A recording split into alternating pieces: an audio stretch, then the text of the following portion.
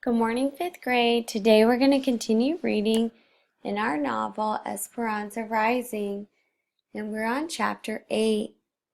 Before we get started, we have a quick write. It says, how was Esperanza's first day of work at camp? What challenges did she face? So you can talk about doing the laundry, you can talk about taking care of the babies, or you can talk about sweeping the platform. Either one of those are really good options. Press pause to write down your answer and play when you're ready for the focus question. It says, what does the author want us to see or understand by using extended metaphors throughout the story?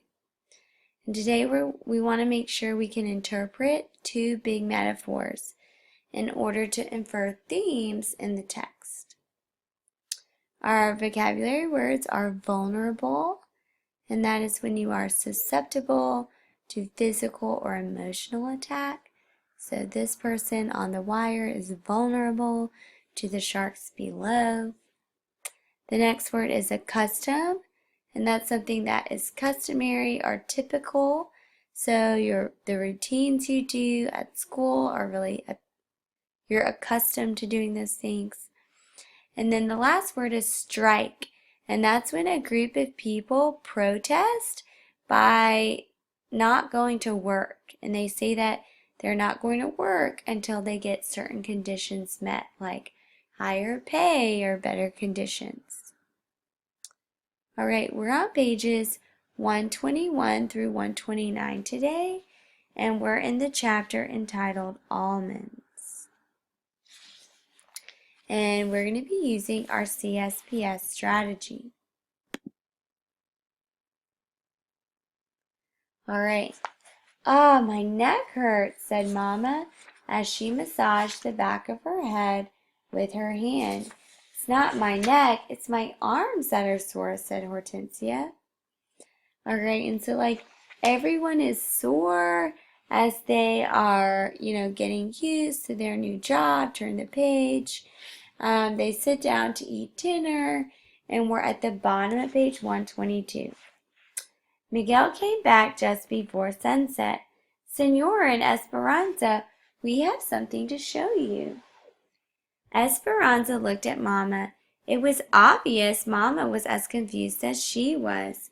They all followed Miguel to where Alfonso was waiting. Behind the cabin was an old oval washtub with one end cut off. It had been set on its side, forming a little shrine around the plastic statue of Our Lady of Guadalupe. Someone had built a grotto of rocks around the base of the tub. Around it, a large plot of earth had been fenced in by sticks and rope and planted with thorny stems, each with only a few branches. Isabella gasped, "It's beautiful! Is that our statue?" Josefina nodded, "But the roses come from far away." Esperanza searched Miguel's face, her eyes hopeful. "Papa's?" "Yes, these are your papa's roses," said Miguel, smiling at her. Alfonso had dug circles of earth around each plant. Casitas, little houses, that made moats for deep watering, just like he had done at Aguas Calientes. But how? Esperanza remembered the rose garden as a blackened graveyard. We'll stop right there because we have information about our character.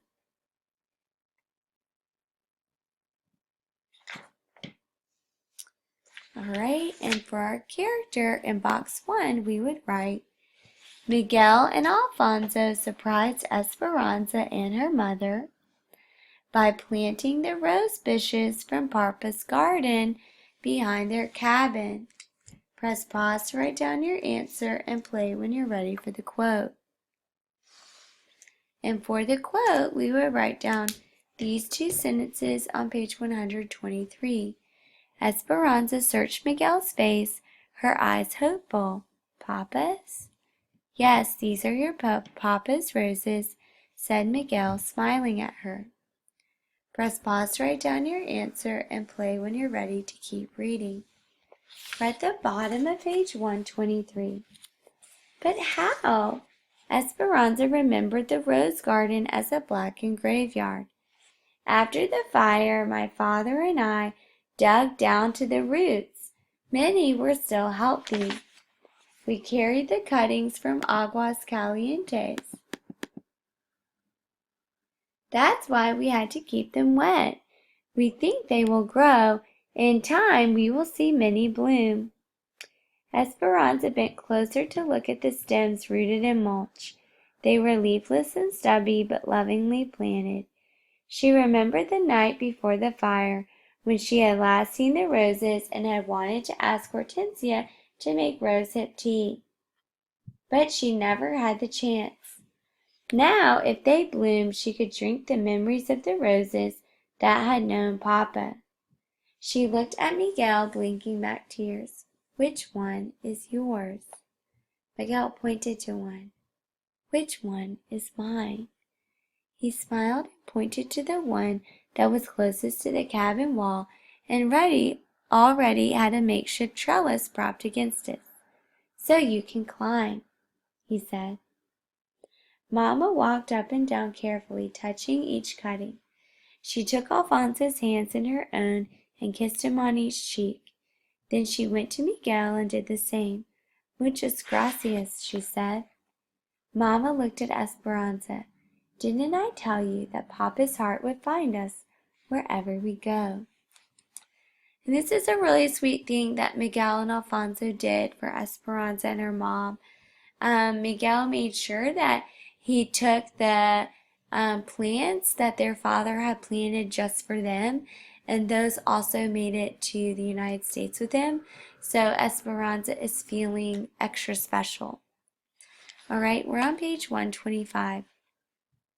The next morning, Hortensia put a piece of fabric over the window and set Alfonso next door with Miguel wanted the babies. Hortensia, Mama, and Josefina brought in the big wash tubs and filled them half full with cold water. Then they heated pots of water on the stove and warmed the baths. Esperanza was excited about the idea of getting into a tub. All they had done since they arrived was wash their faces and arms with cold water in the sink. She hadn't had a real bath since she left Aguas Calientes. But it was Saturday, and tonight was the Jamaica, so the entire camp was getting cleaned up. Baths were being taken, shirts ironed, and hair washed and crimped. We'll stop right there because we have information about the setting. We know it's Saturday morning, and the women are in the cabin getting ready for their bath. So in box 2, we would write, on Saturday morning, the women gathered in the cabin to take baths before the Jamaica. Press pause to write down your answer and play when you're ready for the quote. And you would write down this quote in the middle of page 125. Then they heated pots of water on the stove and warmed the baths. Press pause to write down your answer and play when you're ready to keep reading. We're at the bottom of page 125.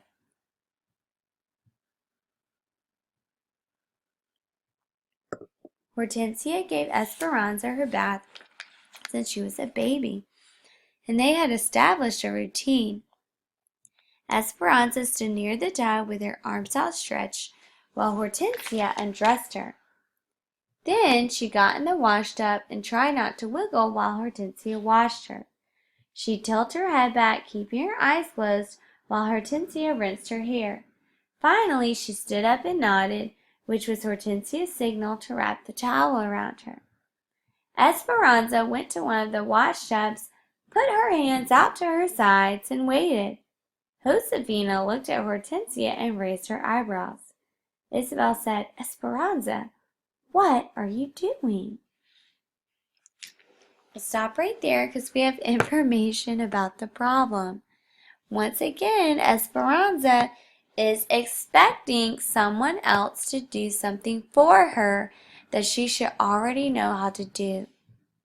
And in box 3, we would write, Esperanza does not know how to bathe herself. and she expected Hortensia to bathe her, even though Hortensia is no longer her servant. Press pause to write down your answer and play when you're ready for the quote. You would write down this quote in the middle of page 126. Esperanza went to the washtubs, put her hands out to her sides, and waited.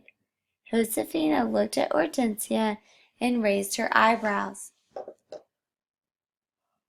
Press pause to write down your answer and play when you're ready to keep reading.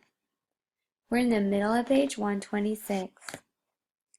Mama walked over to Esperanza and said softly, "I've been thinking that you're old enough to bathe yourself, don't you think?" Esperanza quickly dropped her arms and remembered Marta's taunting voice, saying, "No one will be waiting on you here." "Yes, Mama," she said, and for the second time in 2 days she felt her face burning as everyone stared at her. Hortensia came over, put her arm around Esperanza, and said, "We are accustomed to doing things a certain way, aren't we, Esperanza? But I guess I'm not too old to change. We will help each other. I will unbutton the buttons you cannot reach, and you will help Isabel, yes? Josefina, we need more hot water in the tubs. Andale, hurry." As Josefina helped her with her blouse, Esperanza whispered, "Thank you." All right, we'll stop right there because we have information about the solution. We know that in box 4 we would write, Hortensia realized that Esperanza was embarrassed and decided to help her during the bath time. Press pause to write down your answer and play when you're ready for the quote. You can write down this quote at the top of page 127. As Hortensia helped her with her blouse, Esperanza whispered, "Thank you." Press pause to write down your answer and play when you're ready to keep reading. All right, and if we keep reading, we know that everyone gets clean. And Isabel and Esperanza are waiting outside. And Isabel's like, "Are you going to the Jamaica?" And Esperanza's like, "I don't know," because she's like still embarrassed from the platform incident. And then finally Isabel convinces her to go because there's going to be flan de almendra there, which is one of Esperanza's favorite desserts.